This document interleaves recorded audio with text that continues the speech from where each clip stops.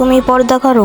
জি করি। তাহলে আজ একজনের মোবাইলে তোমার ছবি দেখলাম যে, তুমি কি কাউকে ছবি দিয়েছো? কই না তো, আমি তো কাউকে ছবি দেইনি। না দিলে ওরা কোথা থেকে পাবে? ওরা যেভাবে গোল হয়ে দাঁড়িয়ে ছবিটা দেখছিল, যে কারোরই খারাপ লাগবে। ও আচ্ছা, আমার ফেসবুক আইডির থেকে নিয়েছে তাহলে। এ কেমন পর্দা? তুমি বুক রাখায় বাইরে যাবে, কিন্তু ফেসবুক হোয়াটসঅ্যাপ তোমার ছবি হাতে হাতে ঘুরবে। তোমাকে আম্মা জান আয়েশা রাদিয়াল্লাহু এর ঘটনা বলছি না? কোনটা ভুলে গেছো? ঠিক আছে, আবার বলছি। আম্মা জান বলছেন, আমি মাঝে মধ্যে আমার ঘরে প্রবেশ করতাম, যেখানে নবীজি সাল্লাল্লাহু আলাইহি ওয়াসাল্লাম শুয়ে আছেন, আমার আব্বাজান শুয়ে আছেন, কোনো পর্দা ছাড়াই। কিন্তু যখন ওমরকে সেখানে দাফন করা হলো, আমি নিজেকে পুরোপুরি কাপড়ে মুড়িয়ে সেই ঘরে যেতাম। ওমরকে লজ্জা লাগতো যে, দেখো মা, তিনি একজন কবরবাসী, মৃত্যু মানুষের সামনে পর্দাহীন যেতে লজ্জাবোধ করছেন। আর তোমরা অফলাইনে পর্দা করলেও অনলাইনে অন্যরকম। আফসোস। গাইজ, যদি ভিডিওটা ভালো লাগে তাহলে চ্যানেলটার একটু সাবস্ক্রাইব করে দিবেন। ধন্যবাদ।